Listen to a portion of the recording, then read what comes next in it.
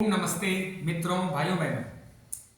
आज थोड़ा सा जो दर्शन है और जो इसका मूल भाग है प्याज और लहसुन के ऊपर थोड़े से शॉर्ट में कुछ बातें कहना चाहूँ, कुछ वीडियो के माध्यम से आप तक पहुँचाना चाहता हूँ। कई लोग कहते हैं प्याज लहसुन नहीं खाना चाहिए, कई लोग कहते हैं प्याज लहसुन खाना चाहिए, कई लोग कहते हैं कि कभी कभी खाना चाहिए, कभी कहते हैं कि कभी कभी छोड़ देना चाहिए। ये विरोधाभासी बातें आते हैं, इसके मूल प्रश्न के समाधान पे कोई नहीं जाते। प्याज लहसुन खाना चाहिए या नहीं खाना चाहिए और उसमें क्या कारण है जो मना करते हैं, और जो कहते हैं खाना चाहिए वो क्यों कहते हैं। हम किसी भी चीज़ को पूर्ण गलत नहीं कह सकते, किसी को पूर्ण सत्य नहीं कह सकते, जब तक कि उसके प्रॉस एंड कॉन्स दोनों भाग हमें जानकारी में ना हो। अगर हमें झूठ भी पता है, सच भी पता है, तब तो हम कह सकते हैं ये सच है, झूठ है। यानी सच जानने के लिए झूठ का जानना भी बहुत जरूरी है। अगर एक ही विचार जानते हैं, एक ही भाग उसके जानते हैं, एक पक्ष जानते हैं, तो आप न सच जान रहे हैं न झूठ जान रहे हैं, क्योंकि आधा आधा ही जानते हैं। तो अभी मैं इसको थोड़ा व्याख्यायित करता हूँ। देखिए, मेरा ऐसा मानना है कि प्याज लहसुन जहाँ उसकी जरूरत है प्रयोग करना चाहिए। प्याज लहसुन में क्या होता है, होती है उष्णता, गर्मी होती है। इसलिए जिनका शरीर पहले से हीट है, उष्ण प्रकृति का, उनको नहीं खाना चाहिए और जरूरत पड़ने पर औषधियां प्रयोग करना चाहिए। अब ये औषधि का रूप भी है प्याज लहसुन। लहसुन तो तमाम कैंसर रोधी है ही, उसमें तत्व है, एलिमेंट है, उसमें करक्यूमिन भी है, और उसमें जो है हृदय रोगों के लिए बहुत ही उत्तम औषधि है, बीपी के लिए, शुगर के लिए, खून के सर्कुलेशन के लिए, लकवा के लिए, नसों के रोग के लिए, दर्द के लिए। लहसुन का तेल तो दर्द में भी यूज किया जाता है। प्याज भी, जिनको अन्यत्र तरह की स्त्री रोग है, कई पुरुष में रोग है जहाँ पे प्याज की जरूरत पड़ती है। कच्चा प्याज अगर पॉकेट में रख लेते तो भी लू लगने से बच जाता है। तो इसका जो है, मेरा ये मानना है कि जो पुरानी कथाएं, पहले मैं उसको बता देता हूँ, उसके बाद उसका दर्शन समझा दूंगा। पुरानी कथाएं हैं कि एक बार एक राहु केतु नामक राक्षस षड्यंत्र करके या धोखाधड़ी करके अमृत पी लिया था। क्योंकि देवताओं के लाइन में वह अपना रूप बदल के, माया से अपना वेश बदल के देवताओं की लाइन में बैठ गया, और जब अमृत बट रहा था, ये पौराणिक कथाएं, समुद्र मंथन के बाद जो अमृत निकला था तो उसमें उसने अमृत पी लिया। तो जब अमृत को पी लिया, उसके बाद भगवान विष्णु तो ये सब देख रहे थे, तो पी लिया। उसके बाद भगवान विष्णु ने उसकी गर्दन काट दी। तो गर्दन जब काट रहे थे सुदर्शन चक्र से, उस समय उसको उल्टी आई। तो उल्टी आई तो उस उल्टी से, चूंकि अमृत पिया हुआ था वो, और वो मर नहीं सकता था, अमर हो गया था, तो जो उल्टी आई, वोमिट जो हुआ, उस वोमिट से दो औषधि पैदा हुआ, जिसको कहते हैं एक लहसुन और एक प्याज। लहसुन के तो तमाम प्रकार हैं, प्याज के भी कई प्रकार हैं। तो ये तो पौराणिक कथाएं हैं। तो जो नहीं खाते वो अक्सर यही कहानी जानते हैं कि इस कहानी के माध्यम से वो एक राक्षस के का उल्टी है, उसका मल है, उस मल को कैसे खाएं। कुछ जो है उसके कुत्ते के नाखून वगैरह से लगाते हैं। तो ये सब पौराणिक कथा है, इसका कोई विशेष आधार नहीं है, वैज्ञानिक आधार नहीं, ये तो कहानी है, ताकि लोग डरे, और भगवान के नाम पे, धर्म के नाम पे लोग डर के कुछ नियम पालन कर लेते हैं, वो भी अच्छा ही है। जिनको नहीं करना है उनको किसी न किसी बहाने तो समझाया ही जाता है कहानी कथा के माध्यम से। लेकिन मूल बात क्यों है, ये है कि जिनको संतत्व का काम करना है, जिनको वेदों की शिक्षा देनी है, जिनको धर्म आचरण करने, मतलब ब्रह्मन मतलब होता है ब्रह्म का ज्ञान, जिनको ब्रह्म ज्ञानी बनना है, जिनको शांत चित्त रहना है, जिनका गृहस्थ जीवन फिनिश हो चुका है, खत्म हो गया, अब वो वानप्रस्थ और संन्यास की तरफ बढ़ रहे हैं, और कोई रोग व्याधि नहीं है, तो अमूमन जानकारी में प्याज लहसुन नहीं खाना चाहिए। जिनको संत का कार्य करना है, जिनको धर्म का कार्य करना है, जिनको विषय कामनाओं से दूर रहना है, उनको तो बिल्कुल नहीं खाना चाहिए। लेकिन जो गृहस्थ जीवन में है, रोगी हैं, किसी को कोई खतरनाक रोग लग गया, किसी को हृदय रोग लग गया, किसी को औषधि के रूप में उसकी जरूरत है, तो मेरा मानना है जरूर करना चाहिए। क्योंकि मानव जीवन से ज़्यादा कीमती, ज़्यादा मूल्यवान कोई भी नहीं होता है। ईश्वर ने मानव को विशेष बनाया है और सबसे बुद्धिमान बनाया है। इसका जीवन संभावनाओं से भरा होता है। ये संभावना के कारण ही मानव मूल्यवान है। तो मानव जीवन को बचाने के लिए जो कुछ करना पड़े उसमें कोई पाप नहीं है। ये नहीं है कि किसी दिन लहसुन प्याज खा लिया तो बहुत बड़ा पाप हो गया, ऐसा कुछ भी नहीं।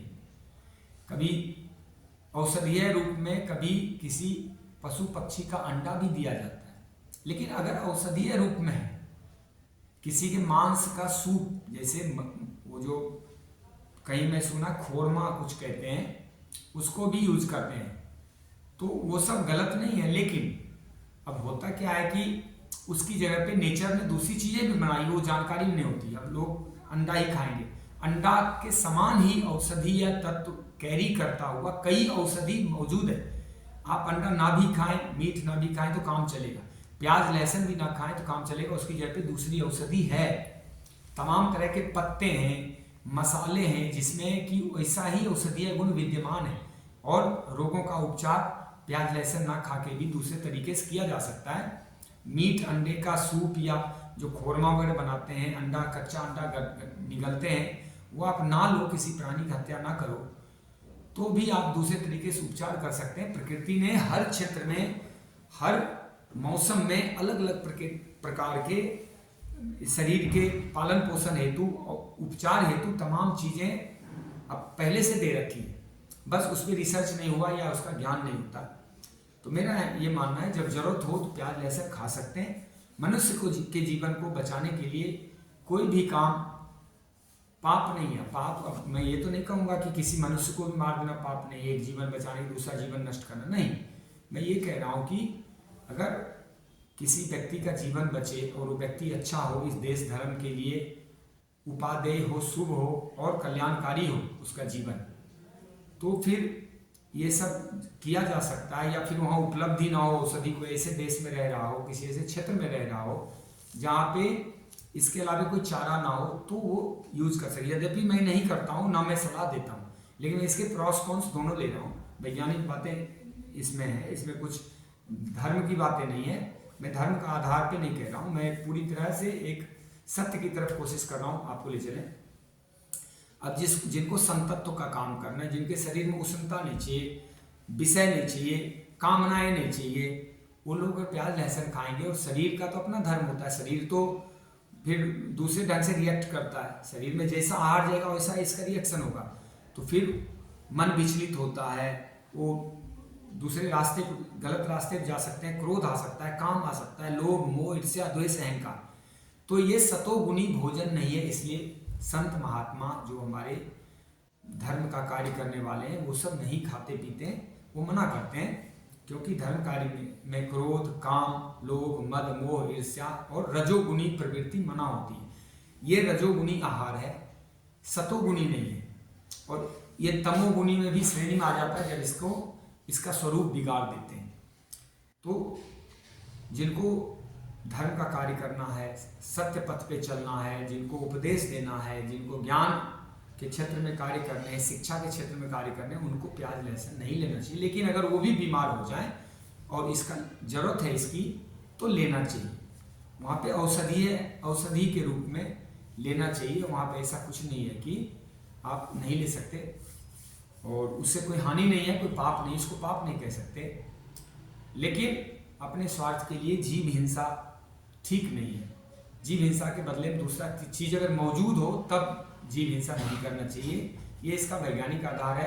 मुझे लगता है इतना सारा विश्लेषण में आप काफ़ी कुछ समझ पाए होंगे कि क्यों नहीं लेना चाहिए। फिर जो है लोग सालों भर खाते हैं। एक और बात है कि लोग ये चीज़ आदत हो जाती, नशा हो जाता है, फिर सालों भर प्याज लहसुन खा रहे हैं। प्रकृति का कानून है, कोई भी चीज़ें, कोई भी भोजन की सामग्री सालों भर नहीं खाना चाहिए। 1-2 महीने खाओ, 1-2 महीने छोड़ दो, 2 महीने खाओ, 2 महीने छोड़ दो। अगर एक चीज़ लगातार खाए, मान लो टमाटर है, मान लो आम है, मान लो कोई पत्ता है, पालक ही, मान लो नमक मिर्च मसाले और रोटी दूध चीनी चाय, ये सब रोज की आदत पड़ गई, तो सालों भर आप अगर खाएंगे तो आपके शरीर में एक तत्व की वृद्धि हो जाएगी, कई दूसरे तत्व कम हो जाएंगे। तो इस रूप में भी इसको लगातार नहीं लेना चाहिए। प्याज लहसुन अपने सीजन पे थोड़ा बहुत ले लिया जाए आम लोगों के द्वारा, लेकिन कोई सालों भर खाता है तो उसको अब उसके लिए औषधि नहीं रही, वो उसके लिए विषैला हो गया। अमृत भी अगर लगातार शरीर में जाएगा तो अमृत भी विष बन जाएगा। जैसे जो लोग मिर्ची खाते हैं और कभी हार्ट अटैक आ गया, उनको मिर्ची यूज कराया जाए हार्ट अटैक के निवारण में, तो मिर्ची काम नहीं करता। जो नहीं खाते उनको एक दिन मिर्ची खिलाएगा तो औषधि बन जाएगी। इसी तरह जो लोग अदरक नहीं खाते उनको एक दिन अदरक देगा तो औषधि बन जाएगी। जो लोग चाय नहीं पीते एक दिन चाय दोगे तो औषधि बन जाएगी। जो दूध नहीं प्रयोग करते एक दिन दूध दोगे तो औषधि बन जाएगी। मैं दूध नहीं यूज करता, अब मैं 1 कप अगर दूध ले लूँ तो मेरे लिए औषधि है। लेकिन जो दूध रोज दूध पी रहे हैं वो और आधा लीटर पी लेगा तो क्या फर्क पड़ता, और उसने दूध की वृद्धि करी है। जो तत्व तो नहीं है वो तत्व तो हमने शरीर में डाले तो उसका लाभ होगा, उसके वो औषधि का काम करेगा। जैसे हम कभी इधर पिछले दिनों कहीं नींबू प्रयोग नहीं किया, अब मैं नींबू लूंगा तो मेरे लिए औषधि है। रोज जब मैं 2-2 3-3 नींबू जैसे तैसे पीऊंगा तो औषधि नहीं रहा, अब तो विषैला हो जाएगा, हमारा शरीर खराब कर देगा। कुछ भी लगातार प्रयोग नहीं करना चाहिए, यहाँ तक कि रोटी चावल भी लगातार नहीं खाना चाहिए। अनाज बदलना चाहिए, सामा, कोदो, मरुआ, चीना, कौनी, चावल, रोटी, बाजरा, जौ, मक्की, चना, उड़द, चौलाई, ऐसे करके अनाज बदल देने चाहिए। जैसे प्रकृति फल और सब्जियां बदलती है, फल सब्जियां जैसे बदलाव करती है, इसी तरह प्याज लहसुन भी कभी कभी खा सकते हैं। वो आपको तय करना, आपको डिसाइड करना है कि किस ढंग का आपका मस्तिष्क है। कई लोग कट्टर हो जाते हैं, बैरी कट्टर दुश्मन, कट्टर इसके खिलाफ विरोध में कि मैं तो खाऊंगा नहीं प्याज लहसुन, मेरे को तो धर्म। हाँ, अगर आप धर्म कार्य कर रहे हैं, गृहस्थ जीवन से विमुक्त हो गए तो प्याज लहसुन नहीं खाना चाहिए। लेकिन अगर उनको भी रोग व्याधि लग जाए तो अपना कल्याण करने के लिए, अपने रोगों के उपचार के लिए उनको प्याज लहसुन खा के रोग दूर करना चाहिए। ये मुझे लगता है मैंने पूरा प्रॉस एंड कॉन्स, थोड़ा विधर तो हो गया लेकिन डिस्कशन किया, आपकी समझ में आया होगा। फिर भी जो कुछ समझ नहीं आता, क्योंकि बहुत एक विषय बहुत गहरा होता है, इसको विस्तारित करते जाओ। जो समझ में आया होगा कमेंट बॉक्स में लिखिएगा, ईमेल पे आ जाता है मेरे, या फिर फ़ोन नंबर भी है उसमें 9467887592। तो हम आपसे बात करके और भी कुछ चीज़ें हम आपको गाइड कर सकते हैं। कोई ऐसा वीडियो आपको चाहिए किसी हेल्थ विषय पे या माइंड पावर के ऊपर, तो भी आप लिखिएगा, मैं उचित समय पे उस वीडियो के प्रॉस एंड कॉन्स अध्ययन करके, अनुभव करके आपको जरूर मैं संप्रेषित करूंगा। जय श्री राम, आपका कल्याण हो। हर हर महादेव।